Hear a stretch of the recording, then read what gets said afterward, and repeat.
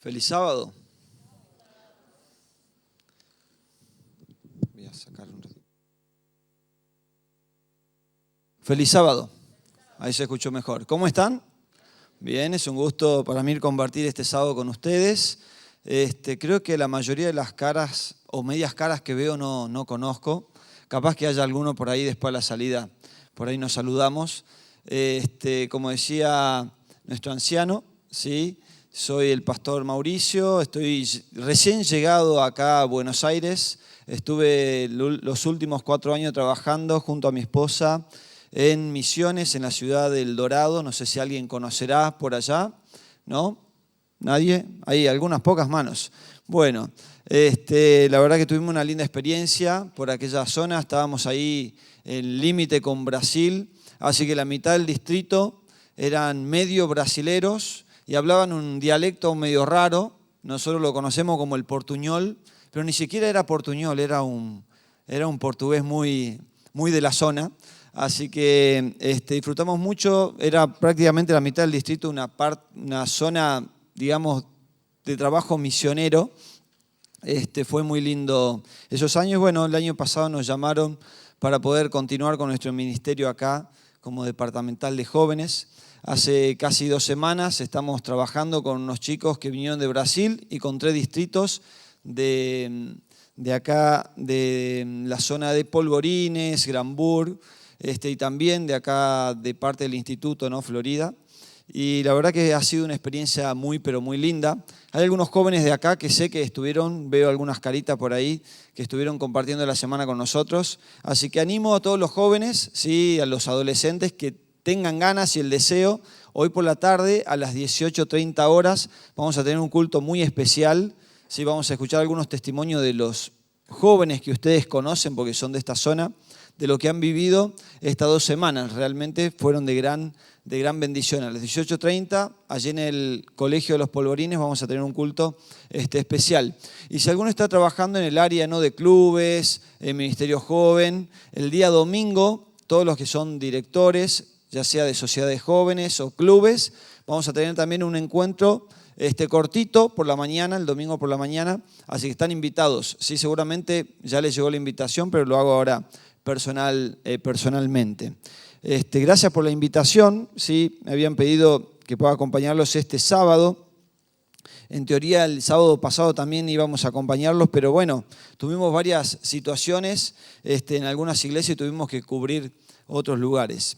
Quiero compartirles algo que realmente me ha llamado mucho la atención siempre, sobre algún texto bíblico que es muy conocido.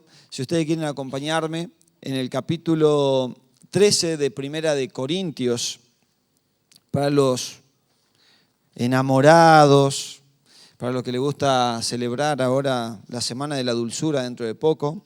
Por ahí es uno de los textos que más se suelen citar, texto de la Biblia. Y allí en Primera de Corintios, capítulo 12 y capítulo 13, nos deja una enseñanza básica, pero fundamental, ¿no?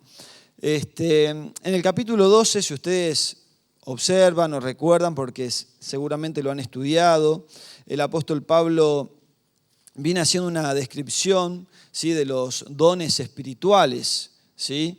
De aquellos dones que también se caracterizaban, por lo que se caracterizaba mucho la iglesia, ¿no?, en aquella época. Por ejemplo, el don de lenguas, también hace mención de él. Pero vamos viendo, observando, ¿no?, que a partir de allí en adelante, Pablo comienza a decirnos algunas cosas que podrían llamarnos la atención. En el capítulo 12, voy a retomar desde allí, versículos 30 en adelante, él hace una pregunta y dice: ¿tienen todos dones de sanidad? ¿Hablan todos lenguas? ¿Interpretan todos? Procurad, sin embargo, dice, los dones mejores. Nosotros podríamos preguntarnos, para entender el contexto, y decir: ¿somos todos los que estamos acá personas que tienen el mismo don o los mismos talentos? No, ¿cierto? Seguramente hay muchos. Recién pasó Antonella, era el nombre, ¿sí? Preciosa tu canción, tiene una voz muy dulce, y gracias porque esa canción resume todo lo que nosotros intentamos enseñar, ¿verdad? poner en primer lugar el reino de Dios o buscar en primer lugar el reino de Dios. Pero no todos cantan. Habrán otros que cantan, pero no tienen la misma voz dulce de Antonella. No todos tocan el mismo instrumento. O sea, no todos son grandes predicadores o comunicadores. No todos tenemos el mismo don. Pero si hay algo cierto es que todos los hijos de Dios tienen dones. Tenemos dones. Pero acá Pablo hace una reflexión y dice, procurad los dones mejores. Y entonces continúa diciendo, ahora yo os muestro un camino más excelente. Y ese camino de la excelencia tiene que ver con lo que cada uno de nosotros, sobre todo en este tiempo, deberíamos buscar o deberíamos prestar mayor atención. Porque él comienza diciendo, si yo hablara lenguas humanas y angelicales y no tengo amor, vengo a ser como metal que resuena o címbalo que retiñe. Y si tuviera profecía y entendiera todos los misterios y todo conocimiento, y si tuviera toda la fe, de tal manera que trasladara los montes y no tengo amor, nada soy. Y si repartiera todos mis bienes para dar de comer a los pobres, y si entregara mi cuerpo para ser quemado y no tengo amor, de nada me sirve. ¿Por qué me llama la atención o me parece interesante? En primer lugar, porque los conceptos que él utiliza son de los que muchas veces nosotros predicamos. Por ejemplo, él comienza hablando, ¿no?, de si tuviera el don de lenguas o hablar en lenguas, o pudiera interpretar todos los misterios, conocer todas las profecías a la perfección, escuchar o leer y entenderlo a la perfección. Vieron que no todos tenemos las mismas capacidades también al estudiar la Biblia. Hay algunos que de pronto predican sermones proféticos y uno dice, wow, qué bien que lo hizo y entendí todo, algo que me parecía imposible. Y viene otra persona y predica y necesita capaz que 1 hora y media, 1 hora y 20 para poder desarrollar un tema profético. No todos tenemos la misma capacidad. Pero de pronto viene un hermano sumamente, sencillo y predica un tema sencillo de una historia que los niños se la saben de memoria, pero toca lo más profundo de nuestro corazón. Y no hablo de sentimientos. Nos hizo entender el mensaje. Dice Pablo, aún teniendo todos esos talentos y capacidades, pero si no tengo amor, no sirve de nada. Pero nosotros apelamos al conocimiento bíblico. Pero sin amor no tiene sentido. Pero después comienza a tocar temas que el mismo Jesús había enseñado. Porque, por ejemplo, habla de la fe. Y Jesús había dicho que si tuviera fe como un granito de mostaza, diréis a aquel monte que se mueva de acá para allá, y dice Jesús, sucedería, ¿cierto? Pero él dice, pero aunque suceda eso, si no tengo amor, de nada sirve. Y apela a otra cosa. Aquel joven rico, como se conoce la historia, que se postra ante Jesús y tiene buenas intenciones. Porque cuántos jóvenes o cuántos adultos de pronto de rodillas caemos ante Dios y decimos, realmente queremos estar en el reino de los cielos. El mayor problema que tenemos es que nos gusta demasiado la tierra, ¿cierto? Nos gusta mucho nuestra vida, estar establecidos acá. Creemos de alguna forma en la segunda venida, de que Jesús nos va a dar un mejor lugar, pero nos cuesta desarraigarnos, ¿no? Perder los sentimientos por esta tierra. Y este joven rico llega allí con buenas intenciones, con buenos deseos, pero no alcanzan. ¿Por qué? Porque no había amor en él. Porque el problema no eran sus riquezas y porque tampoco Jesús le estaba pidiendo que se convierta en pobre económicamente para ganar el reino de los cielos. Porque eso no es lo que pide Dios tampoco, ¿verdad? Sin embargo, lo que Jesús estaba enseñando es lo que Pablo dice acá. Podríamos hacer todas esas cosas, podríamos predicar todo el tiempo sobre este asunto, pero si no hay amor que envuelva y como base de ese mensaje, no tiene sentido. Pero el problema llega al final, porque Pablo dice en el versículo 13, ahora permanecen la fe, la esperanza y el amor. Estos tres. O sea, de todos los dones que he nombrado, son útiles, el Señor los va a repartir, pero recuerden algo, un día esos dones van a caducar. O sea, no se jacten porque hoy hablan en lenguas, porque interpretan las profecías, no se jacten por eso, porque algún día eso ya no va a tener sentido. Pero recuerden esto, lo que va a permanecer siempre son la fe, la esperanza y el amor. Pero hay un problema. Nos caracterizamos por ser el pueblo de la fe. Somos el pueblo, de acuerdo a nuestro mensaje, Apocalipsis 14, somos el pueblo de la fe. La fe puesta en el verdadero Dios. Y somos el pueblo que predica sobre la esperanza, el pueblo que más predica sobre la esperanza. Es prácticamente nuestro lema eterno, la esperanza. Y lo enseñamos. Proclamamos. Pero Pablo termina diciendo, pero el mayor de estos es, ¿cuál? Es el amor. Entonces me pregunto, si el mayor de esto es el amor, ¿por qué no hay un énfasis similar entre esas tres cosas? Al menos, ¿no? Cuando nosotros enseñamos a una persona de Jesús, de su palabra, ¿la base de esa enseñanza es el amor o que tiene que tener fe y esperanza? Vamos a hacer como un ejercicio mental. No voy a leer los textos porque estoy seguro que ustedes lo conocen, pero hay un versículo muy conocido, 1 de Juan 4:8, que dice, ¿qué cosa? Nosotros enseñamos que el carácter de Dios es el amor, porque ese versículo dice, el que no ama no ha conocido a Dios, porque Dios es amor. Es obvio que Pablo diga que el amor es el mayor de todos. ¿Por qué? Porque Dios es el amor. Dios es amor. ¿Es así o no? Dios es amor. Otra cosa, cuando a Jesús se le acercan aquellos maliciosos, ¿no?, teólogos, y van y le dicen, bueno, a ver, maestro, ¿cuál es el mayor de todos los mandamientos? Y Jesús, ¿qué dice?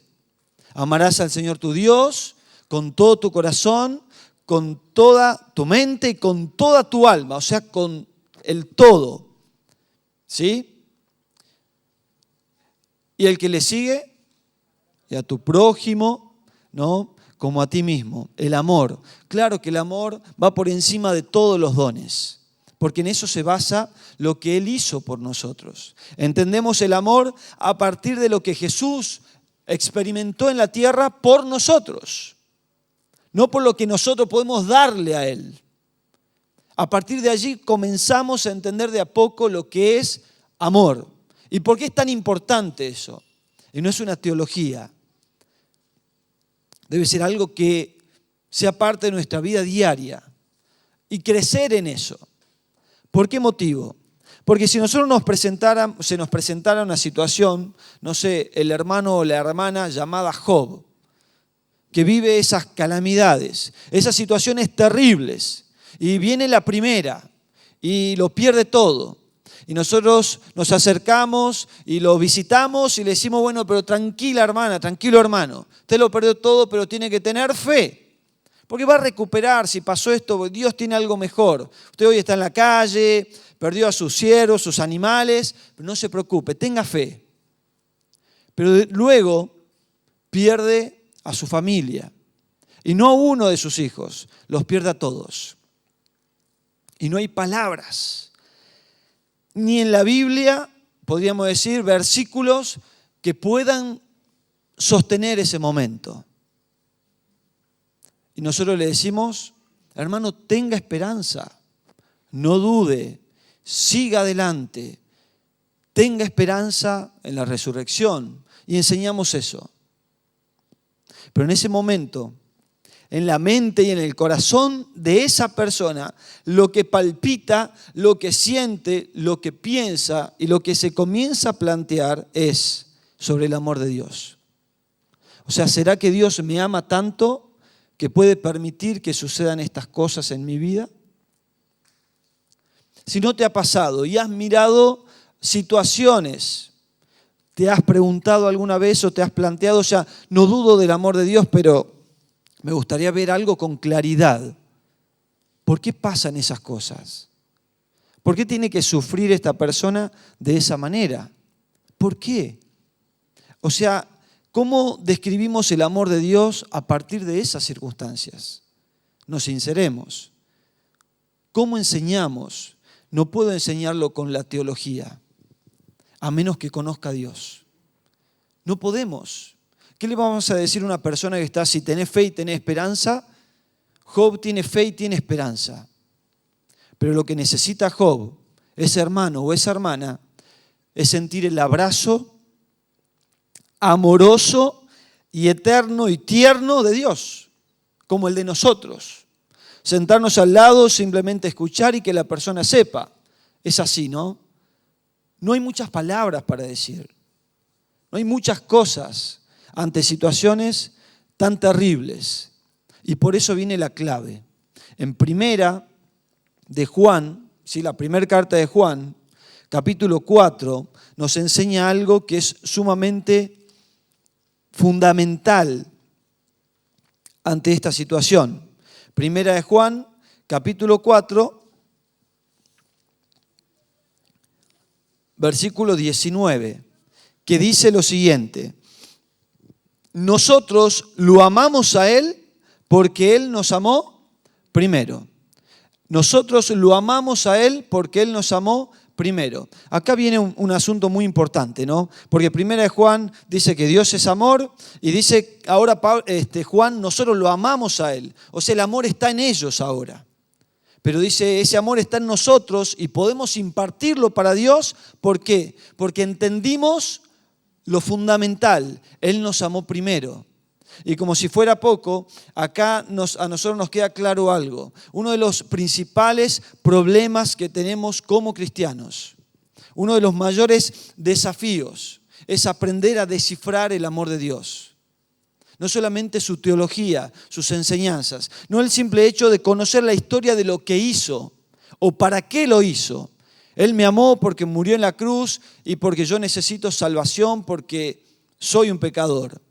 Va más allá de eso, comprender y poder descifrar el amor de Dios. ¿Qué significa descifrar el amor de Dios? Versículo 9, dice esto. Dice, en esto se mostró el amor de Dios para con nosotros, en que Dios envió a su Hijo unigénito al mundo para que vivamos por Él.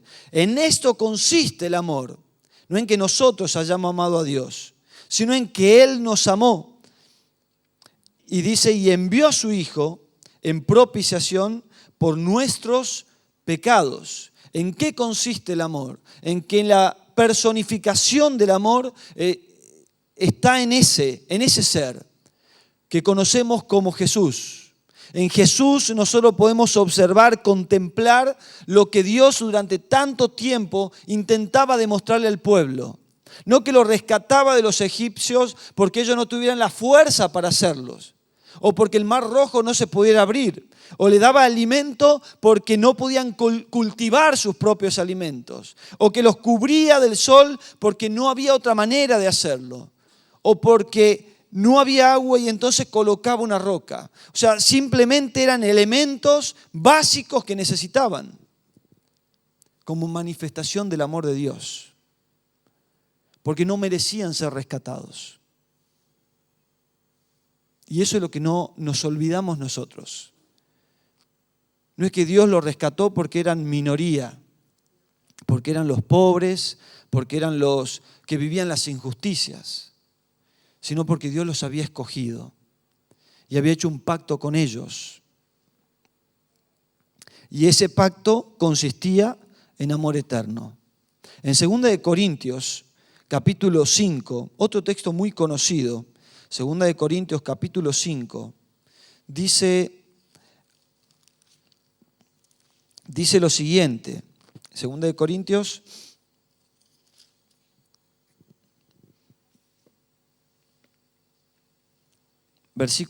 capítulo 5, versículo 19.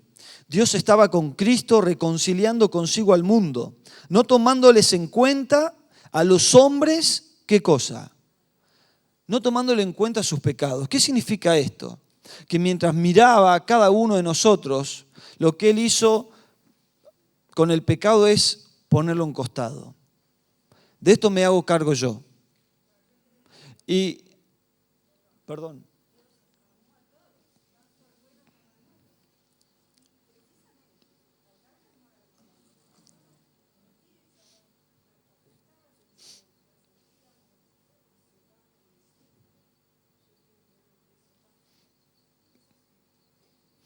Sin duda. Muchas gracias, hermana. Nosotros lo que observamos precisamente es esto.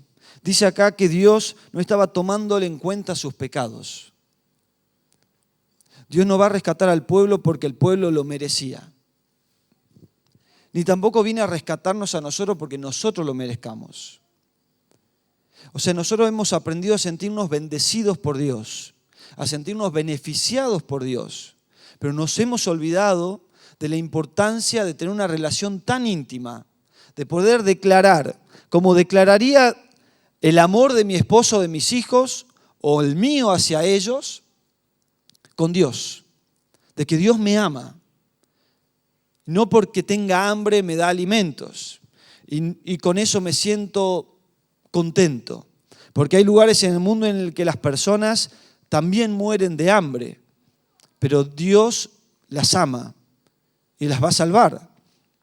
Hay personas que viven injusticias, pero no por eso vino por el pueblo, vino por amor. Y es algo que nos cuesta entender. Nosotros somos pecadores, que quizás podemos decir nos esforzamos para rechazar estas tendencias y ser fieles a Dios. Nos esforzamos diariamente por ser leales a Dios. ¿Pero por qué motivo? ¿Para ser salvos o porque entendimos que nos ama y queremos amarlo? Porque no es por méritos propios que estamos acá. O sea, Dios no nos salva porque hoy vinimos a la iglesia o porque cumplimos con ciertos desafíos de ayudar al prójimo o de predicar la palabra. Dios no nos salva por eso. O sea, Dios nos ama por algo que nosotros quizás no podamos comprender, pero que sí podemos experimentar. Dios no nos ama ni nos, bendice por méritos propios. A veces nosotros hacemos esas categorías, ¿no? En el trabajo, en la iglesia, en la obra puede pasar. Pero ninguno de nosotros deja de ser siervo sin importar el escalón que pensemos que hemos subido.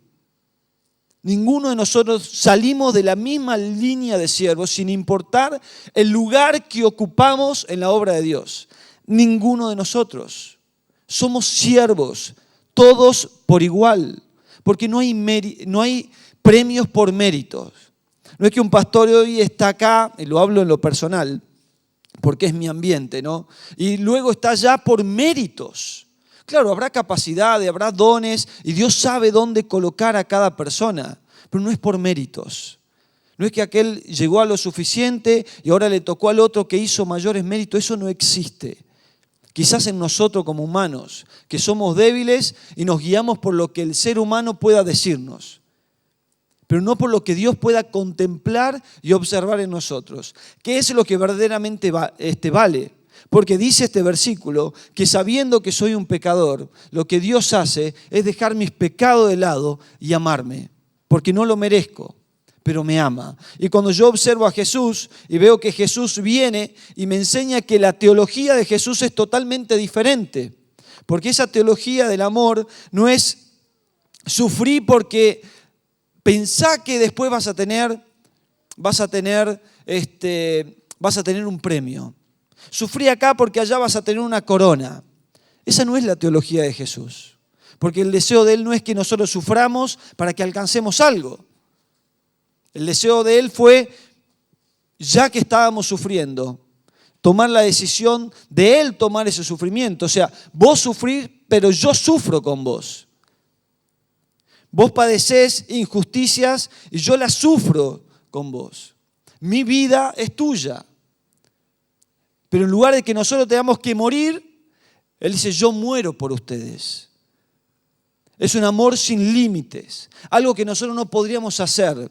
Y por eso Él vino a rescatarnos, por algo que nos cuesta entender, por amor. Pero si nosotros nos esforzáramos diariamente por tener una relación más íntima con Él, de buscar primeramente el reino de Dios, quizás cada día conoceríamos mejor a esa persona llamada Jesús, que es un Dios cercano, que está intercediendo por nosotros porque sabe que estamos pecando, que nos está hablando a través del Espíritu Santo, que quiere rescatarnos porque nos ama.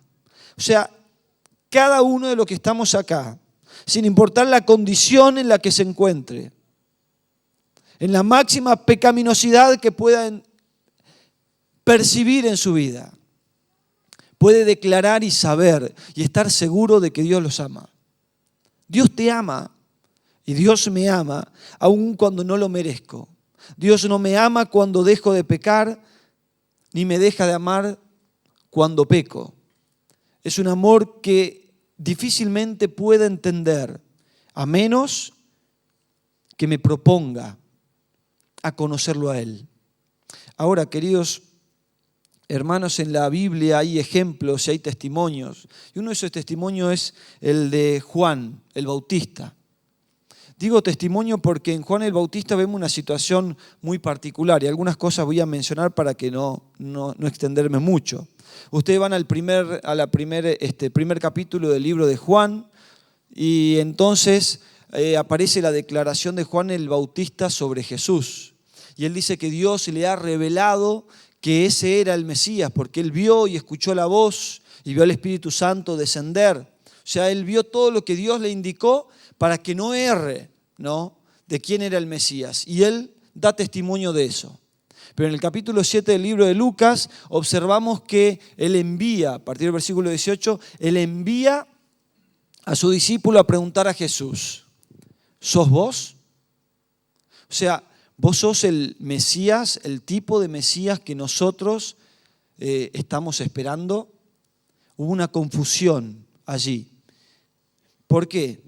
Porque existe entre nosotros los cristianos aquello llamado ideas preconcebidas. Y algo que padecía Juan y padecían también los discípulos de Jesús. El Espíritu de Profecía en el libro del Deseo de todas las gentes comenta sobre esta situación y entonces declara que Juan el Bautista había decidido y de todo corazón era fiel a Dios.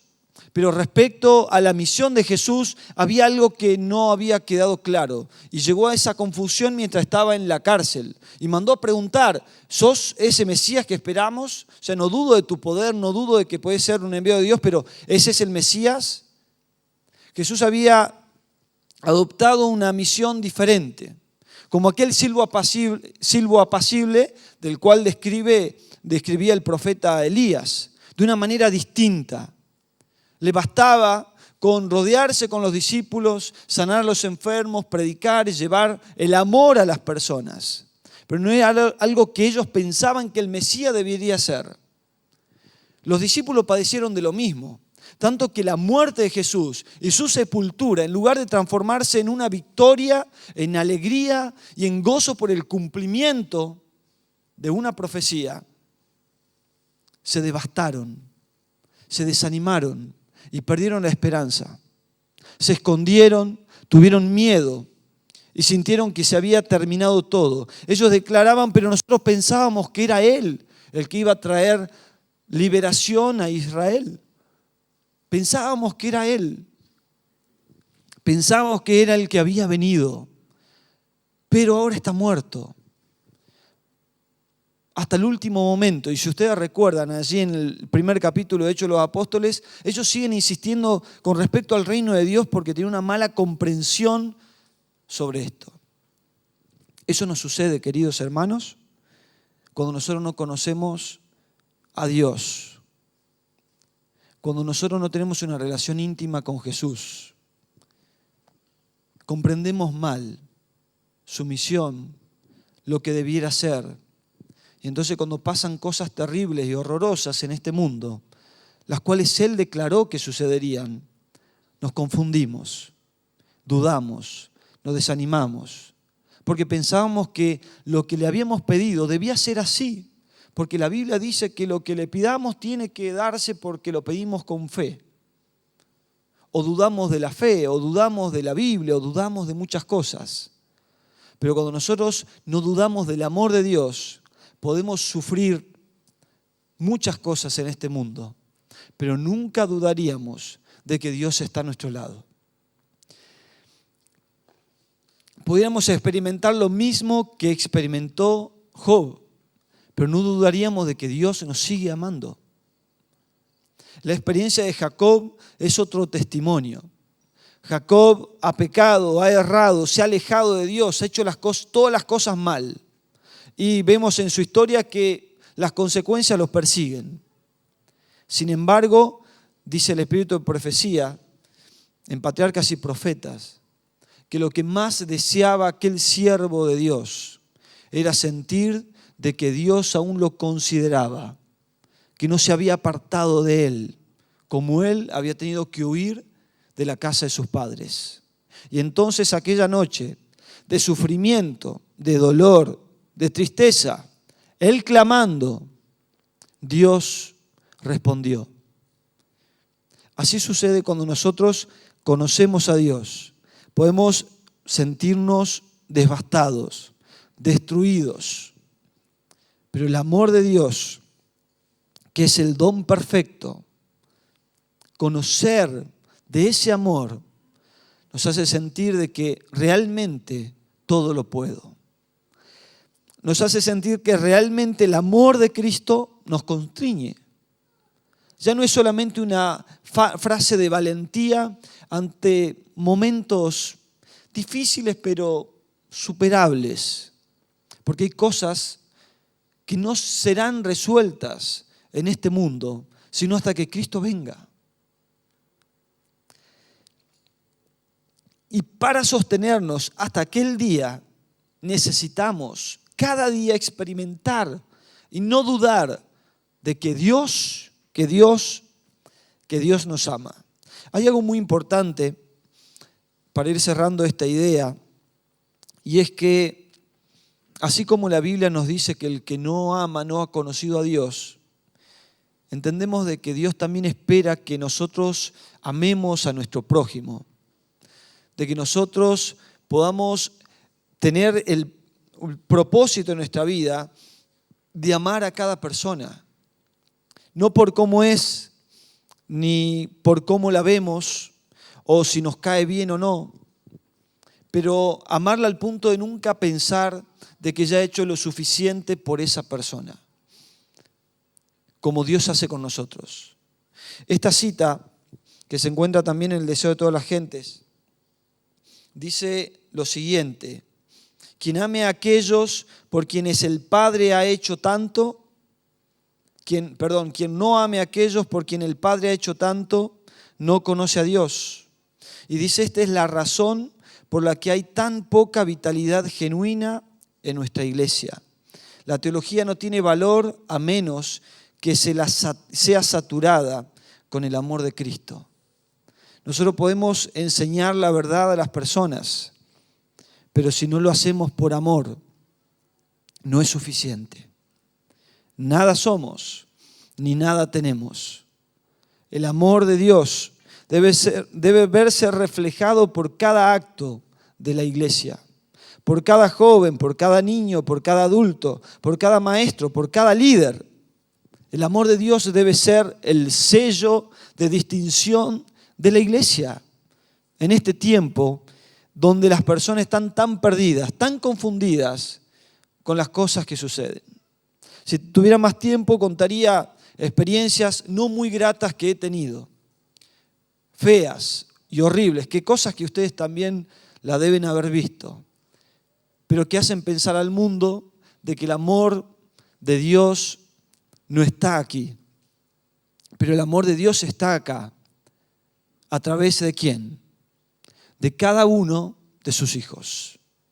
Tenemos el mayor desafío, que no es solamente llevar la verdad, enseñar la verdad, que es un gran desafío, y que intentamos y lo hacemos diariamente.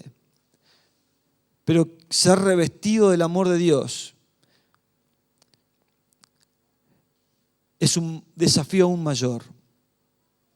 ¿Cómo hizo Juan para soportar, Juan el Bautista, y convivir con la idea de que Dios y ahora el Mesías, el Maestro, lo mantenía sufriendo en la cárcel? El deseo de toda la gente menciona que los discípulos dudaban y pensaban, ¿y cómo puede ser que el primo, el mayor de los profetas, como él está diciendo, lo deje allí en la cárcel? No entendían el plan. Pero generaciones futuras que sufrieron miraban hacia el pasado y comprendían que si el mayor de los profetas había sufrido y no había dudado de Dios, ellos también lo harían.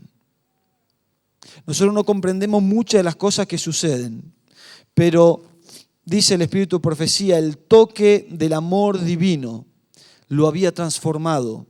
Su corazón estaba en armonía con Dios. Dice al final algo precioso: nadie ve la mano que sostiene la carga, ni la luz que desciende de las cortes celestiales. La bendición viene cuando por la fe la persona se entrega a Dios.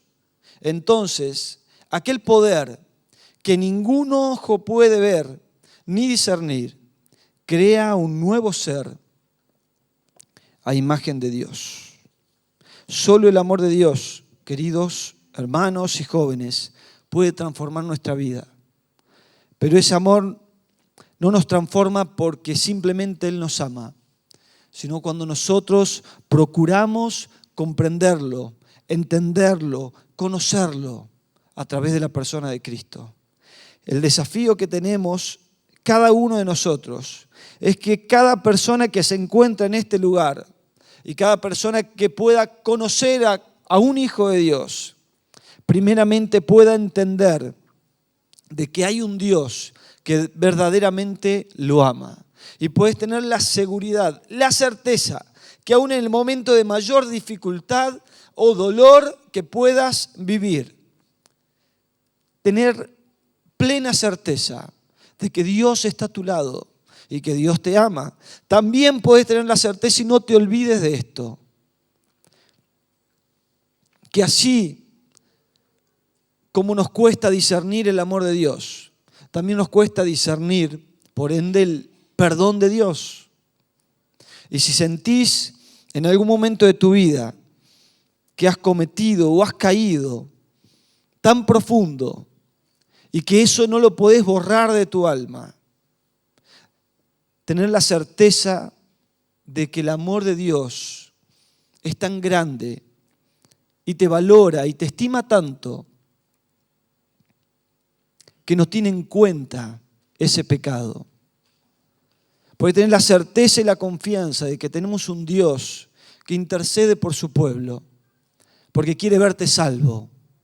Y Satanás puede intentar borrar con esas cosas que suceden el amor de Dios y el perdón de Dios.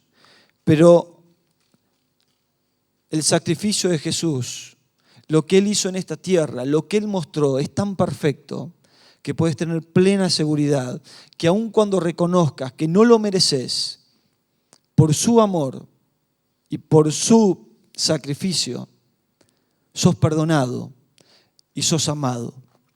Dios nos ama e intenta transformar nuestra vida en la medida que nosotros intentemos también conocerlo a Él. Que Dios los bendiga.